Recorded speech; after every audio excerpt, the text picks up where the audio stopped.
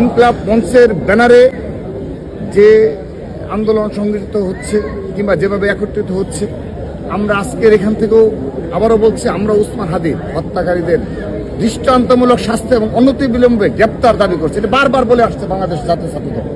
কিন্তু সেখানে আমরা সন্দেহ প্রকাশ করছি, সেই ব্যানারকে ব্যবহার করে কেউ না কেউ ষড়যন্ত্রে লিপ্ত রয়েছে। আমরা হুঁশিয়ারি উচ্চারণ করতে চাই, আমরা একটা স্থিতিশীল বাংলাদেশ চাই।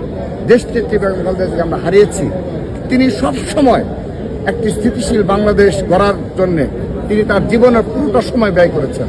এখনো যদি আমরা ষড়যন্ত্র করি কিংবা যারা ষড়যন্ত্র করে কিংবা এই বাংলাদেশকে অস্থিতিশীল দেখতে চায়, ব্যর্থ রাষ্ট্রে পরিণত করতে চায়, তাদেরকে যদি আমরা এখানে উস্কানি দেওয়ার জন্য আমরা যদি তাদেরকে আশ্রয় দিই, এটা খুব দুঃখজনক বিষয়।